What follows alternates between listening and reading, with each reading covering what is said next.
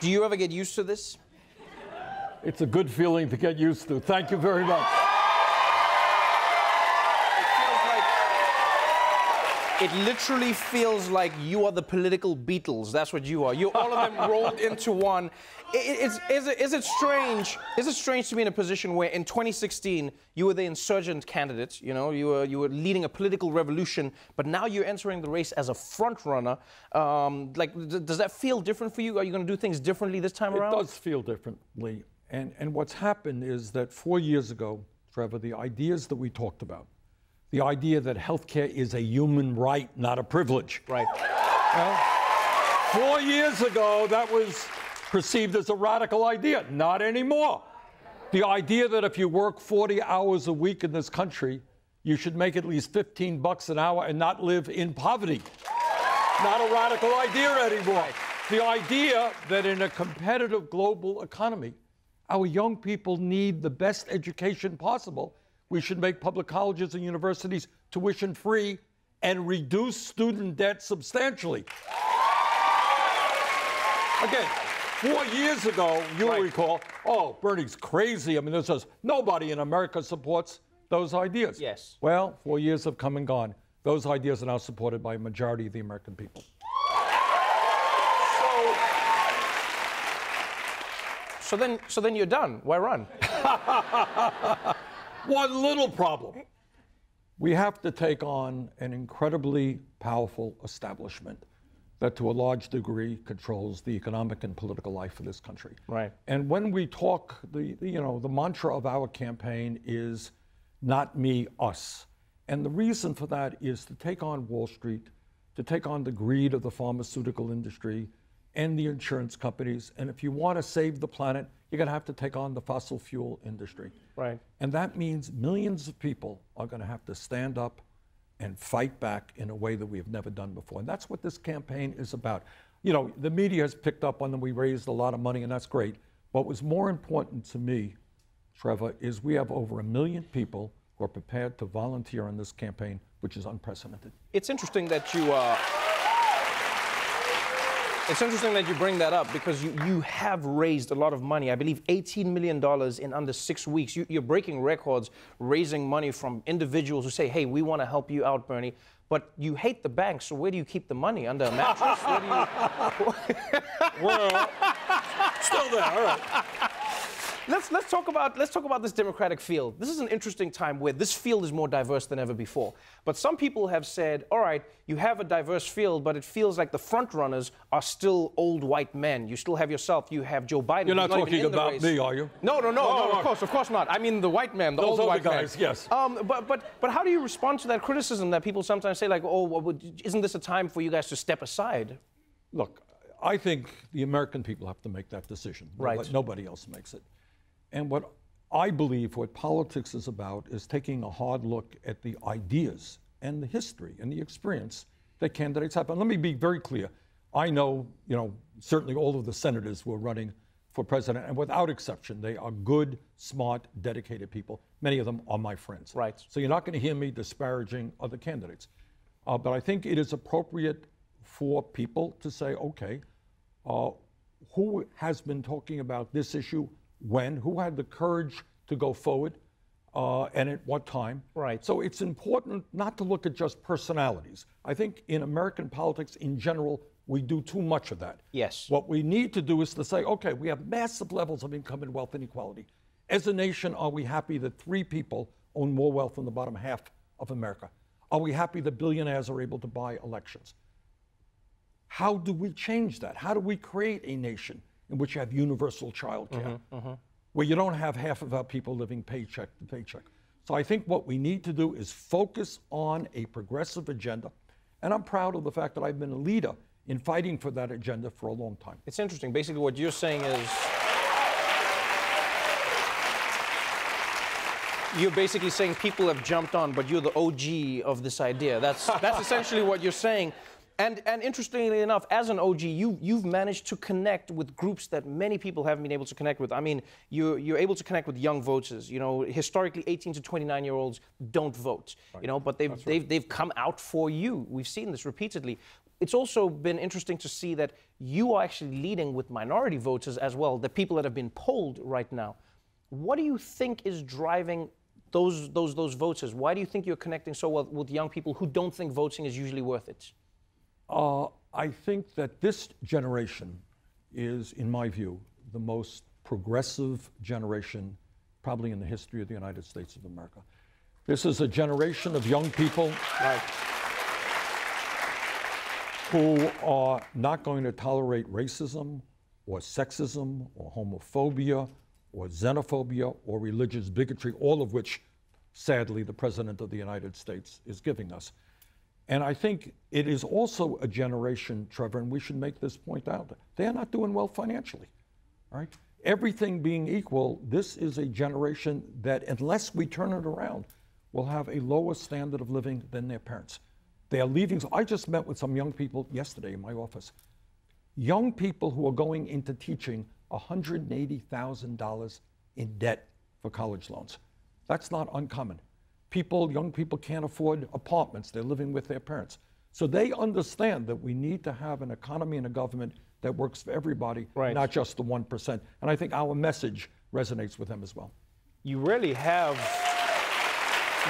connected with people that you wouldn't expect. I mean, young people, people of color, you've connected with so many groups. And now what's really interesting to me is it recently came out that you have decided to do a Fox News town hall. Yeah. Even though the DNC made a decision to not go with Fox News for any of the debates. Yes. You're breaking with that line of thinking. Some would say, but Bernie, why would you go to Fox News? It's not a legitimate news organization. So what are you doing there? Well,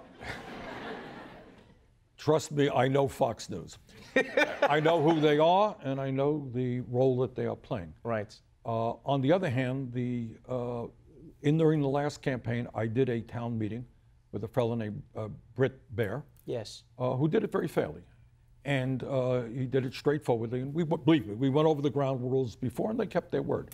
So to me, it is important to distinguish Fox News from the many millions of people who watch Fox News. Right. And I think it is important to talk to those people and say, you know what, I know that many of you voted for Donald Trump, but he lied to you. He told you, for example, he was going to provide health care to all people. Now he wants to throw 30 million people off the health care that they had. He told you that he was going to give tax reform that would not benefit the wealthy. 83% of the benefits go to the top 1%. So I think it is important to talk to Trump's supporters and explain to him to what degree he has betrayed the working class of this country and lied during his campaign in terms of what he would do. This has been an interesting time where, people have said, Bernie's running again. Bernie doesn't feel old, but your age is still a number, despite what Aaliyah says. And some people are saying, hey, Bernie, do you have any concerns about your health? Are you doing things to keep yourself healthy if you were to take the office of the presidency? Sure. Oh, look, all I can say is, thank God. This is not wood, but I'm knocking on it anyhow. My health is good. When I was a kid, I was a long-distance runner. I had a lot of endurance, and I still do. So I am feeling... Not like that. Hey. Sorry, I'm sorry about them. I'm so sorry. And I recall some of these reporters who say, well, you're kind of old, and they were following me on the campaign trail. They say, slow down. Right. You're moving too fast. It really is something that you have used to your credit. And let's talk about some of the policies. Good. Bernie Sanders is someone who has been notorious as the person who can tell it like it is. That's one thing I loved. I loved your, Howard Schultz, when they said, oh, he'll agree to step out of the race if people like Bernie go away, if they put up a moderate candidate. And you were like, oh, thank you very much. Oh, how nice of him. But you've always been a person who seems like a complete straight talker. So let's get into some of the issues here. Let's talk about health care. Good. All right. This past week, House Democrats introduced a bill to strengthen Obamacare. Right? It was supported by everyone from Pelosi through to AOC. But you said, no, I don't want to support this. You said, I want to come in and I want to fight for Medicare for everyone, right? And some people might say, okay, but Bernie, if everyone is going one way and you're going your own way, doesn't that go against what the job of the president's going to be? Don't you have to sell ideas? Trevor, here is the reality. The reality is that bill will never pass the Senate. I don't even think it'll be taken up by the Senate. So where we are right now is a fight for how we do two things. Number one, as a nation, should we guarantee health care to all people as a human right? Right. I think yes. If you do that, how do you do it in a cost-effective way? And I think the answer is overwhelming, that the only way to do that is through a Medicare for all single-payer program. Now, I supported Obamacare, and in fact, we got some really important provisions in it. But the discussion that you're raising is a little bit academic, because that bill is not going to come to the Senate. What we have to do now is rally the American people and ask questions why, at a time when we have 30 million uninsured, we are spending twice as much per capita on health care as do the people of any other country. Why do we pay by far the highest prices in the world for prescription drugs? So would you try and bring the costs of medical aid down? Would you Absolutely. We got healthcare, legislation. prescription drugs? Absolutely. Look, we have legislation in that will lower the cost of prescription drugs in this country by 50%. Is that a radical idea? No.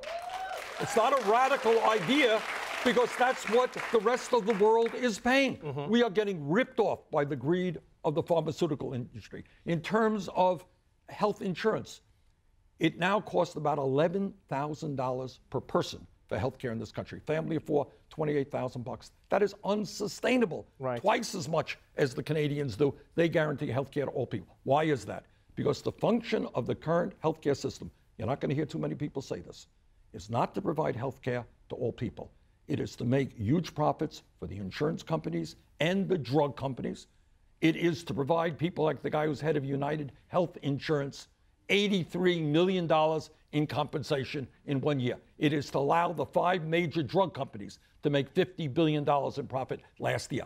Somebody has got to take these guys on. They're criminals. People are hurting. We need to move toward Medicare for all. One thing you really do bring up, and I mean, healthcare just touched on it, is income inequality. Yes. You have been proud to say, yes, I believe that we need to adjust how people earn money in this country and how people are taxed. Yes. Trump has now used this as a slur against you, calling you a socialist, you know, saying that it means that we're going to all have to drive battery cars and share one road. But what does it mean to you? Good question. Thank you for asking it. It means that economic rights are human rights. Okay? I believe from the bottom of my heart that healthcare is a human right. I believe that in the richest country in the history of the world, we should not have a tax system which allows Amazon, owned by the wealthiest guy in the world, to pay 0 in federal taxes last year after making $11 billion in profits. That is insane. To be a democratic socialist means that I believe, that human rights include a decent job, affordable housing, healthcare, education, and by the way, a clean environment.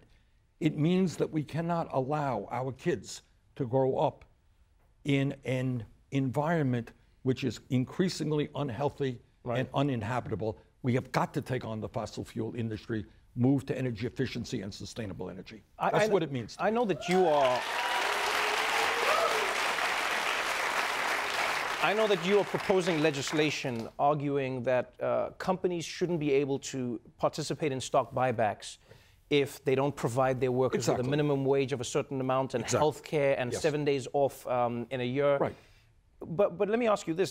Some people may argue that, like Bernie, that's the government getting involved at the boardroom level. Shouldn't you just go in and say, hey, let's reverse the SEC ruling on how easy it is for stock buybacks to occur? Well, we're in favor of doing that as well. But I think what we have right now, Trevor, is an economic system where the people on top and corporate America, to a large degree, not totally, are just incredibly greedy and very contemptuous of working people.